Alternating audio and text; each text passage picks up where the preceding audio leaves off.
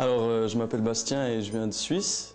J'ai 19 ans et je suis né dans une famille catholique, mais c'est surtout ma mère qui pratique beaucoup la religion. Et donc elle m'a demandé de faire le baptême, la communion, la confirmation, j'ai fait tout ça, mais je ne savais pas tellement pourquoi je faisais ça, je ne comprenais pas. Elle me demandait aussi d'aller à la messe, souvent, pendant les grandes fêtes.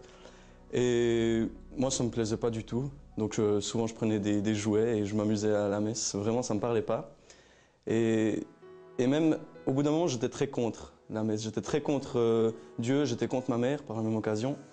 Et une fois, elle m'avait forcé d'aller à la messe. Et je voulais tellement pas que je me souviens, je me suis mis bien au fond. Et au milieu de la messe, je suis sorti en pleine messe et je suis rentré à la maison parce que voilà, j'ai pas fait souvent. Alors c'était vers les 17 ans, après de dures périodes. À 14 ans, j'ai commencé à boire, à fumer. J'étais avec des amis, on sortait beaucoup en ville.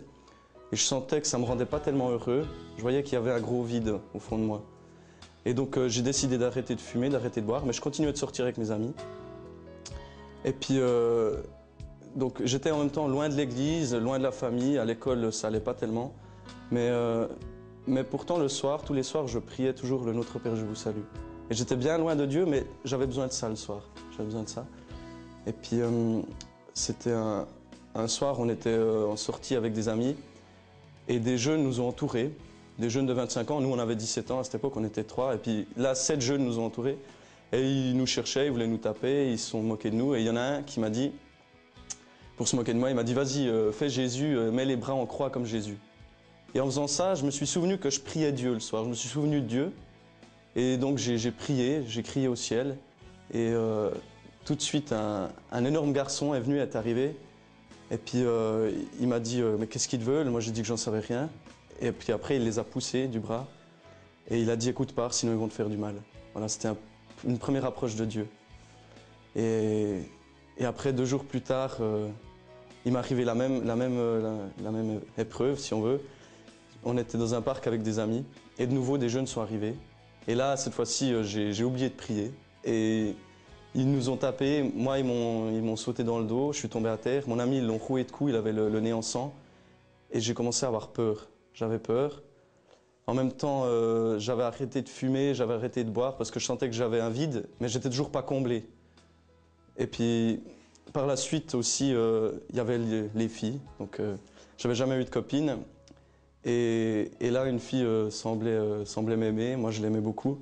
On devait se retrouver en disco. Et puis, on s'est retrouvés en disco, on s'est embrassés, le premier baiser, et après, plus rien. Elle voulait plus de moi. Donc, j'avais peur à cause de toutes ces épreuves. Je me sentais vide, je me sentais pas aimé par cette fille. Et donc là, j'avais vraiment besoin de remettre ma confiance en quelque chose, de me sentir aimé.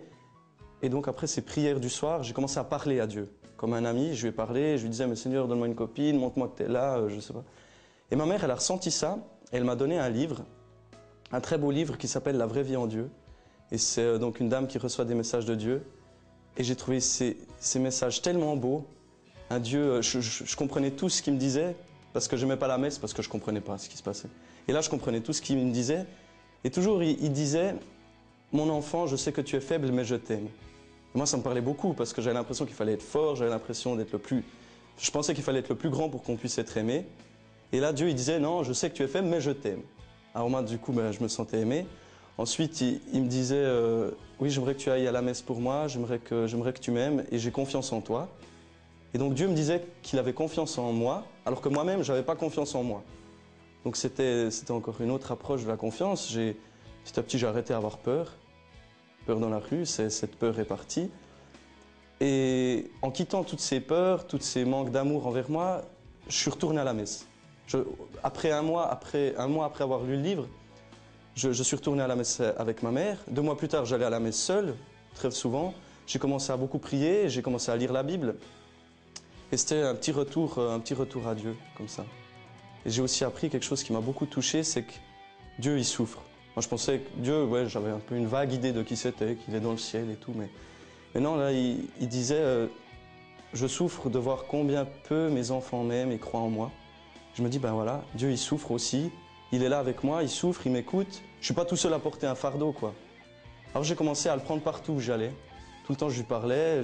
Dès qu'il y avait des moments à attendre un bus, à attendre le train, tout de suite, je parlais à Dieu. Et c'était beaucoup de joie, beaucoup de confiance. Les jeunes, ils ont une grande place. L'Église attend beaucoup de jeunes parce qu'il faut justement que ça bouge. Nous, les jeunes, on a un peu cette force de l'âge, quoi. Il faut qu'il y ait des jeunes.